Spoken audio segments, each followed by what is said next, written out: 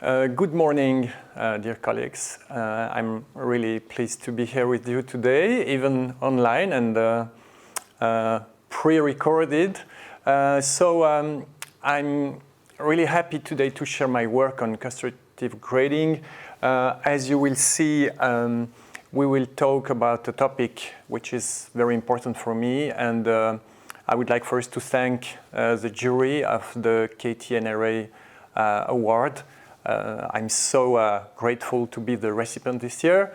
It's a great recognition about what I'm working on, and I hope it would meet your interest. So in introduction, I would like to say that as you can see in my title, the what else term comes from a famous advertisement, but it suggests for me that maybe we have to think about another perspective on grading, and maybe there is some kind of emergency to change, to shift our conception of grading. That will be one of my work today, and I was very interested about making this conference because I had the opportunities to publish a book in French on constructive grading recently in last March, and the first feedback are really positive, so I hope it will be the same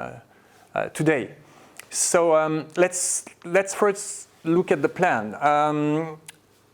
I will start to, in order to contextualize a bit this issue, with showing what we know about grading, let's say that in that way. And then we will stop a bit on a core definition, just to share a common conception of grading. And we will see that it will raise on key questions. There are 6 questions in order to even problematize this question of constructive grading. Then we will consider that constructive grading is a really complex process. So it deserves a thorough theoretical model, and I will share with you the one I just tried to modelize since my PhD work, and the one I'm working on with teachers since then. And then it's sometimes very difficult to stay on a theoretical level to understand this kind of issues. So I decided to share with you a case study and to make a brief analysis about what we can understand in a pragmatical way about grading and the conditions under which grading can be constructive or not. And well, that was a point I want to stop as well. It was to share with you some key findings from our research. There are some key findings from my PhD, but even from research I was involved in with colleagues in my university. And well, a lot of work has to be done now, so I won't stop my presentation on something negative, but starting with a definition about constructive grading in order to just fix some key points, and then close my presentation with something pretty open, I hope, because a lot of things has to be done now. So let's address now some issues about grading. Well, what is clear to me is that grades now are used in educational systems around the world at almost all levels and in almost all disciplines. So for more than a century, and especially in the Francophone context, grading has been one of the most hotly debated topics in education, which has had concrete and important impacts on schools. So we have observed that reforms aimed at replacing grades with other codes have multiplied over the last 20 years in many countries. on a large, medium, and even small scale. But unfortunately, despite the substantial resources contributed by education system, the positive effects on these changes to assessment practices and students' learning and achievement have yet to be identified. So I like what Kohns argues when he said that this issue is due in part to the fact that even with colors, statement grids, assessment comments or ratings like letters A, B, C, D, E, F, teachers always tend to turn these codes into numbers as if they were traditionally and arithmetically grading out of 6, 10, 20, or even 100. So these findings, for me, emphasize that teachers have an uncomfortable, complex, and sometimes paradoxical relationship with grades, combining a distrust of the number it represents and an attachment to it. So this is a big tension about how we can understand why canceling grades can be problematic. Moreover, we see that a considerable evidence is to suggest that grading practices are mostly idiosyncratic and have little reference to learning. And this is a really worrying finding. One is led to ask on what criteria are grades based, for what purposes are they used, to what extent do they account for mastery or failure of learning, and most of the time nothing is less clear. We really have difficulties to understand how the grade is constructed. And then, regardless of the level of education or the subjects involved, we have, I think, to acknowledge that unfortunately the teachers in all OECD education systems lack the skills and knowledge to assess and grade consistently. And we have numerous studies underlining this problem. So hence, my point is to argue that it's imperative to think about education programs that aim to develop assessment and grading skills among teachers related to learning. And that will be a key point to understand the conditions under which constructive grading can exist. So let's stop now on a core definition, because we have numerous studies who have analyzed and problematized the grading practices. But I took as a reference Macmillan's, drawing on Macmillan's definition, who states that grading practices refer to the ways teachers use information from assessments and other sources of information to determine and report students' grades, whether on papers, unit tests, or semester reports. And two terms are, for me, really important. The first one is this way of considering the use of information from assessments. And we will see that emerging from a test, the way of using this information will be a really key process to start to analyze and understand how students achieve or not, and in which way we can support students when they don't achieve. And the other one is the way that this process is related to the fact that there is an issue about how teachers determine these grades and then how they construct them, related to tools like scales, etc. So these both elements in these core definitions will be elements I will come back on to enter in more details. So how can we now address the questions? So the first questions is that how do summative assessment and grading practices come together in synergies? So, for example, as Macmillan and Nash underlines, it's really interesting to consider that for me, but for a lot of researchers, the summative assessment and grading is part of a whole teaching, learning, assessment system. And then these questions underline, the first question underlines that summative assessment and grading practices are articulated.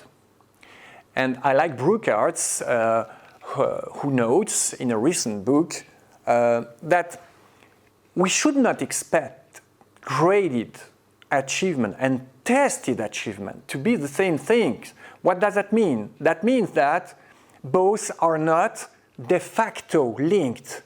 And in a pragmatical way, that means that, for example, a teacher can be skilled in designing tests, but he can be unskilled in determining corresponding grades.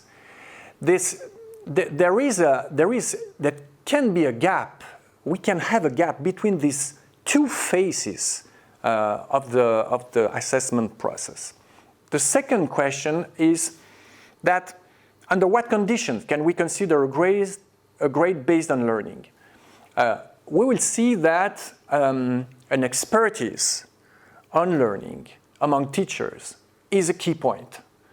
That means that if teachers are not able to express, to detail the learning objectives they want their students to achieve, constructive grades will be very tricky.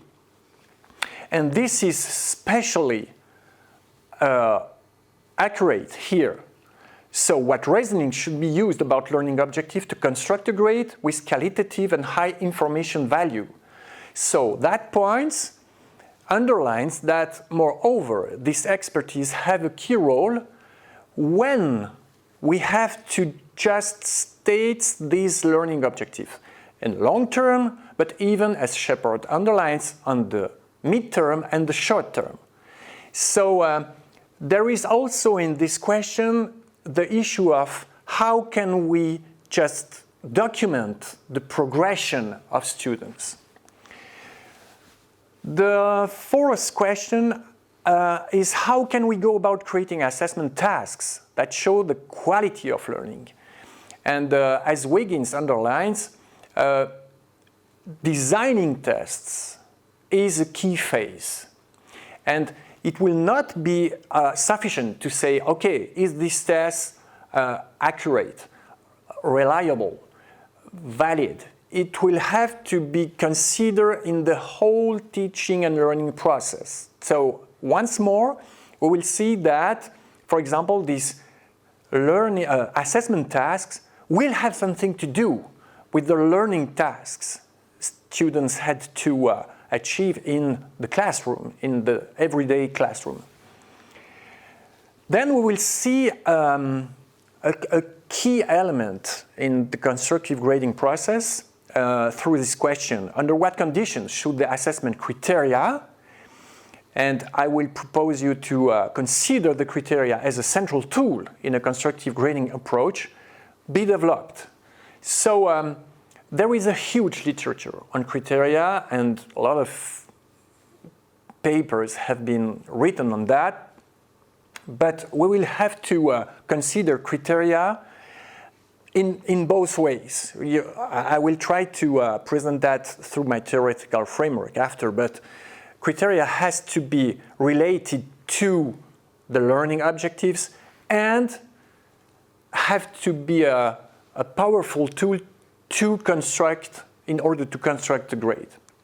And then, finally, I will say, How can teachers move away from an arithmetical and standardized use of grading scales as well as from a logic of ranking and selection of students? That means that I argue here that try to think about constructive grading will provoke a shift in practice. But maybe also in teacher assessment identity and culture, because it will mean that it's an enormous challenge, because I have to just make a pathway about, okay, let's state grades only on numbers and percentages. I have to think about grades related to learning, and this issue about relate grades to learning is really enormous. Complex, but enormous. So let's look now about our theoretical frameworks. First, I would like to say that the aim of working with frameworks is to allow teachers to try to modelize their practice and to have the capacity to refer to some kinds of elements in order to better understand the conditions under which grades can be a powerful tool to help teachers, to help them in their decisions and support student learning. Because we have had many experiences with teachers who are asking for theoretical frameworks, because they were saying, okay, we are not able to say why our grades seems to be unfair or inconsistent. We feel that there are problems, but we are not able to say what kind of problems they are and why they are here. And moreover, we are not able to pass away these problems and to find good solutions. So I will now explain in detail this framework, and it will be another thing is that we will use this framework, try to better understand some grading practices. So one key findings from my PhD used to better understand the conditions under which constructive grading practices can be developed among teachers is the model of expanded curricular alignment. So to enable teachers to develop constructive grading practices, we drew on the theoretical model of curricular alignment, Anderson's one, which emphasizes the coherence needed between curriculum objectives, learning tasks, and assessment. So to develop consistent grading practices, we see that the literature notes that the entire summative process must be aligned with the objectives. So when adopting the curricular alignment model, coherence should therefore be considered right down to the scoring process, which is the act of signifying the importance or the weight of learning through tools such as criteria or points, and finally, grading. Yet, despite their important specificities, I have observed that none of these processes are sufficiently conceptualized in Anderson's model, where assessment is considered from a generic perspective.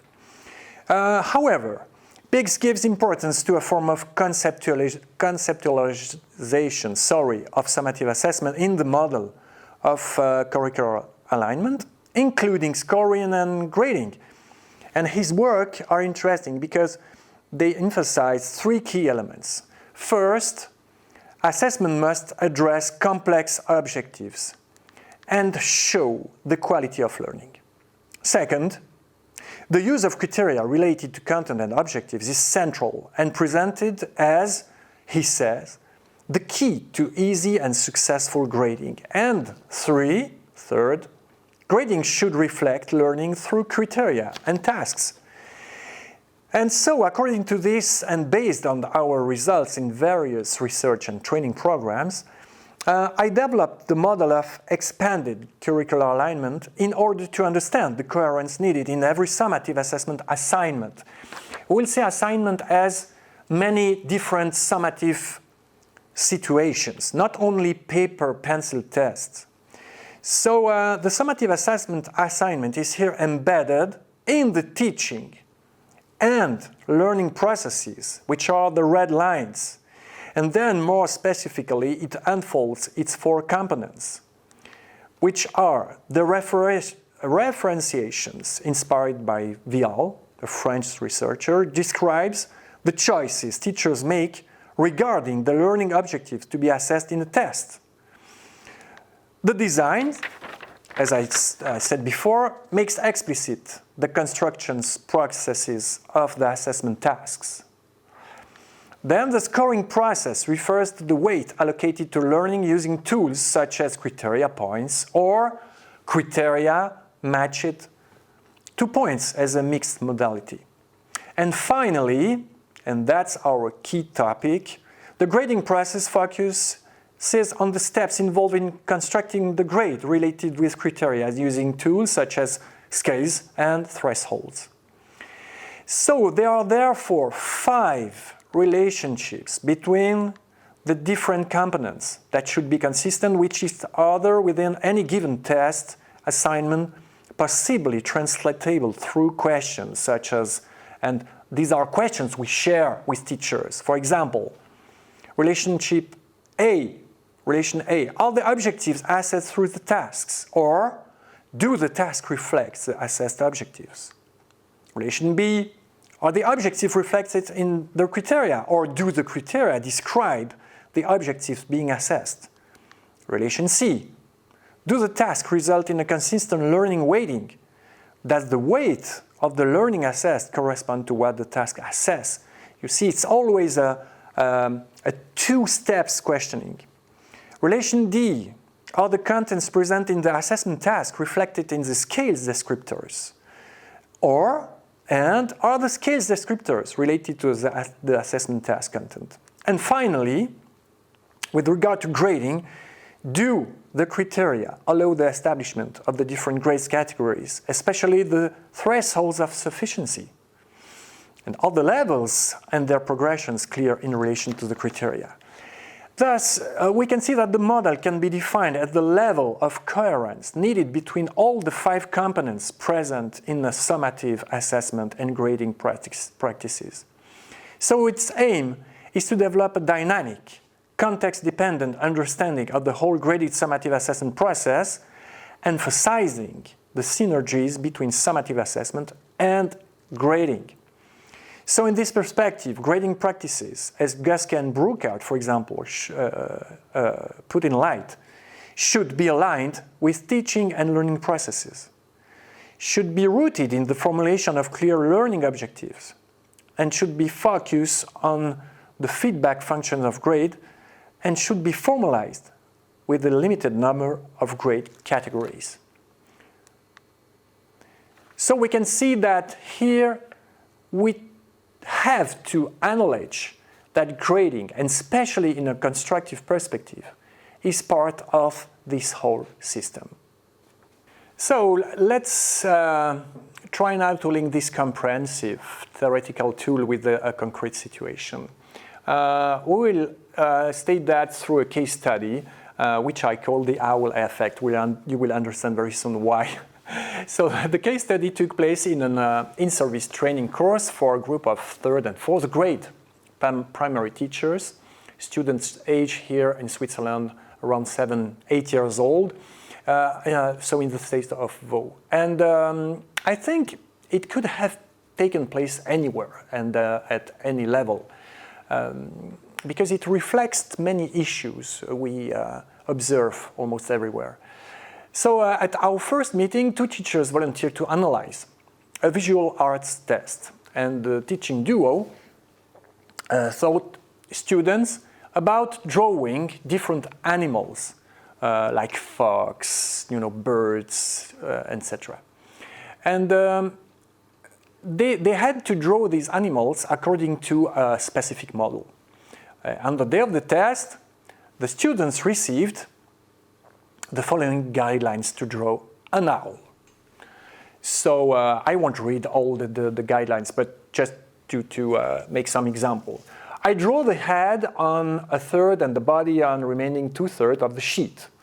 I draw 3 circles inside each other of each eye, etc., etc. So it was very detailed. And they also received the criteria. So they were also given a list of 14 criteria linked to each instructions, each guideline. And the final grade was expressed in letters. It's the way we grade in the first grade here in my state. So we can see largely achieved, achieved with ease, achieved with the sufficient grade, the A, and then in case of failure, partially achieved and unachieved. And we can see that we are in a dichotomous system where all criteria was validated through a yes or no, and then the grade was calculated by adding together the criteria which were assigned a yes, and teacher determined the sufficiency at 9 yeses out of 40. Both teachers were very satisfied with all these criteria and guidelines, and they explained that the results of the students were very good and very handsome, and the drawings were very faithful to the model. And this validated their assessment approach. And in order to analyze the situation, I tried to draw an owl in my perspective, because maybe you can already see that there are some issues in these tools. And really honestly, I drew this owl. And the second meeting, when we met, I present my drawing. And the teachers were really shocked. And they were not believing that I was able to draw this owl following the guidelines and respecting the criteria. And we can make the exercise, not now, but you could make the exercise. And we did the exercise with the teachers because they tried to check how many criteria I was validating here with this drawing. And I was largely achieved. This was really excellent. But there was a big problem because that was not the product expected. That was really something weird and just not really focused on the learning teacher thought they were assessing. So now, let's try to go towards this drawing, and let's try to analyze these situations together. Okay, so let's turn back on some of our questions. So the first question is, how was the content taught, and were the learning objectives understood by the students? So a teacher must define in the curriculum the learning objectives and the content they will teach according to the complexity and importance for students' learning. So more detailed objectives will be necessary in the mid or even short term, as we said before. And in order to document student progress, teachers should be careful here not to give priority to activities involving procedures, as in this example, but rather cognitive learning. The second question is, what content and learning objectives are to be assessed? The content of the test should assess only some of the objectives taught in order to get more significant information about students' learning.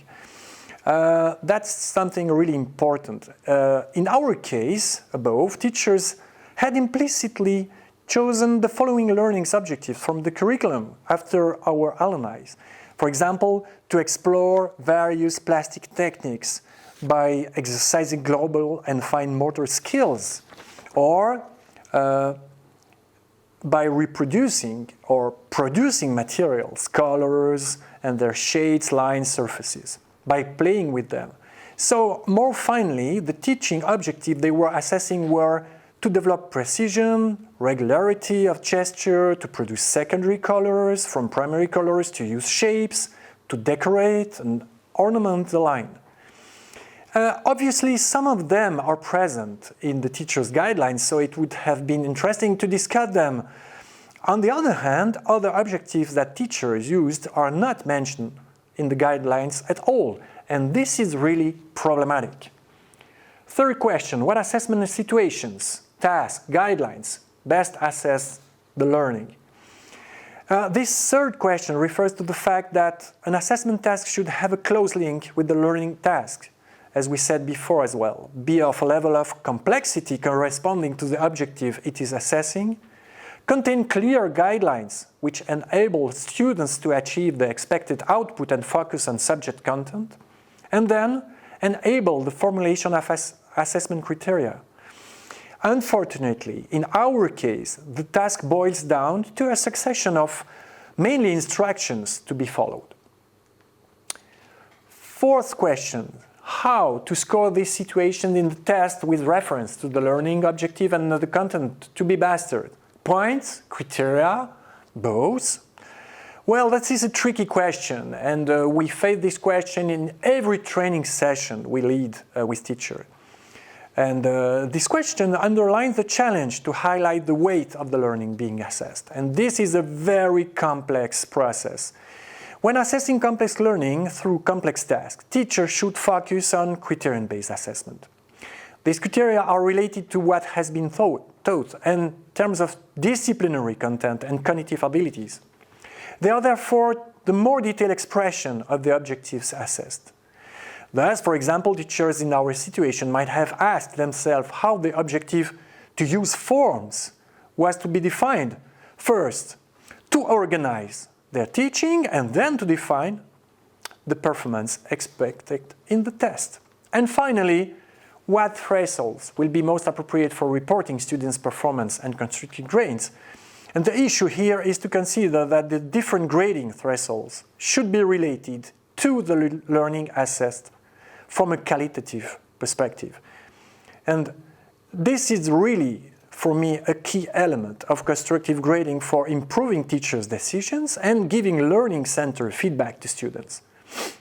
So it's no longer a question of adding points to arrive at the total that determines the different grades. In fact, this way of summating performance quantitatively involves a compensation phenomenon that causes the loss of information on student learning, as Feldman underlines, for example. So it is rather a matter for teachers to determine which criteria has to be achieved to obtain a sufficient grade. And the teacher questioning shifts here radically from, oh my God, how many points do we set at the sufficient threshold, to what does the students have to learn and achieve to get a sufficient grade? So in a broader perspective, what are the key findings from our research?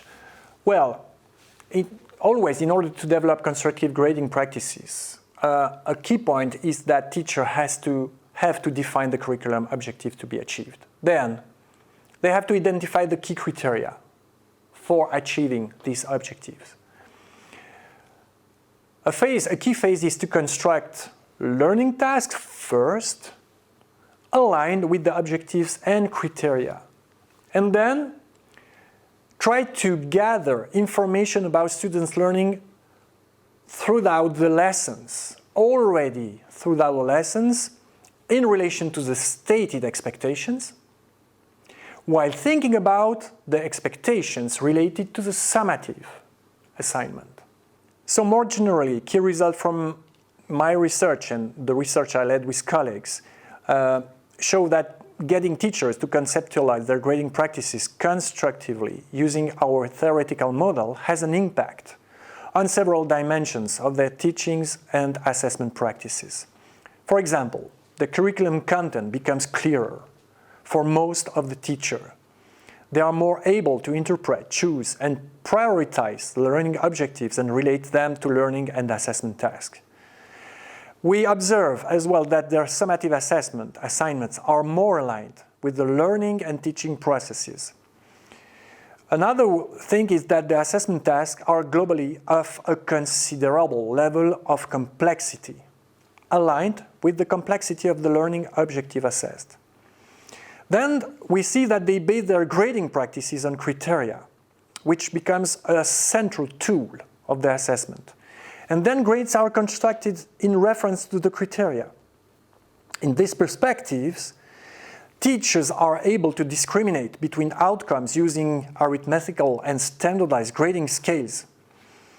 And then all these findings tend to show that teachers can develop assessment for learning practices, including when they grade. And this is a pretty interesting finding. But we have some limitations as well. Subjects and context have a great influence on teachers' assessment and grading practices. And hence, we have to be modest in our findings.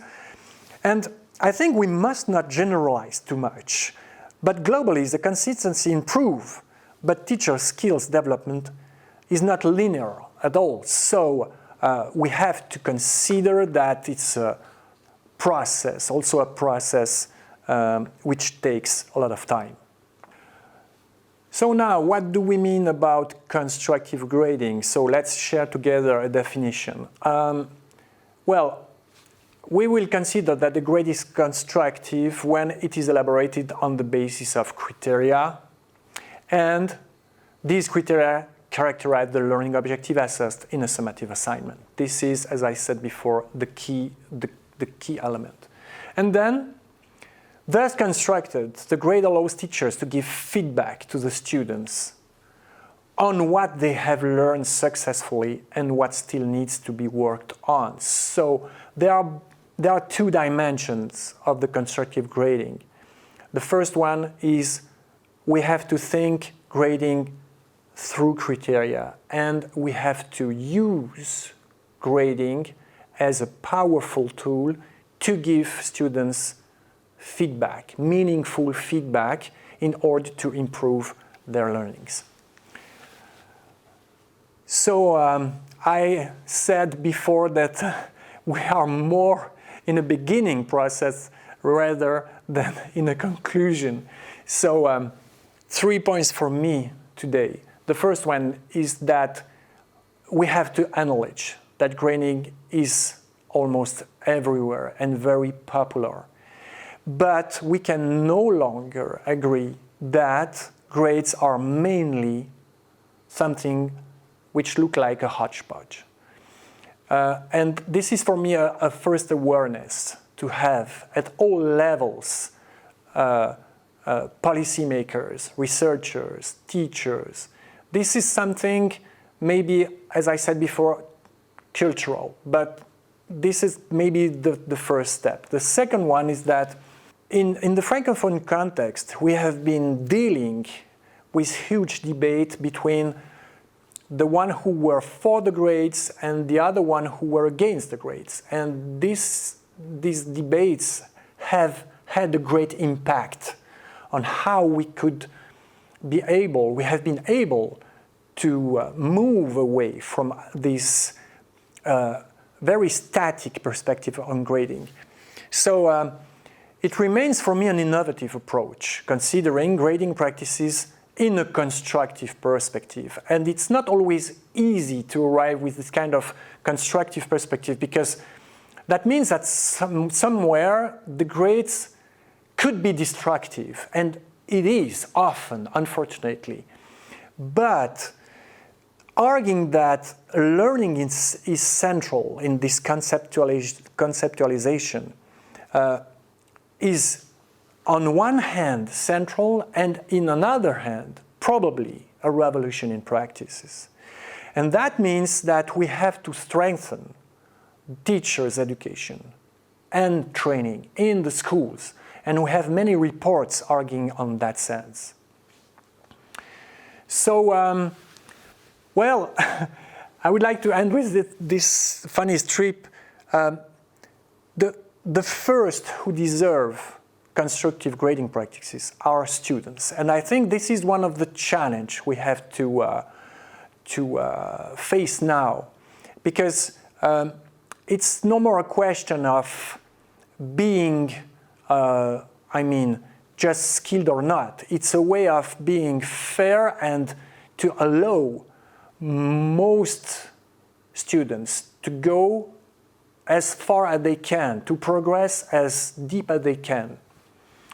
So many thanks for your attention. I hope that we will have questions and maybe exchanges in further times.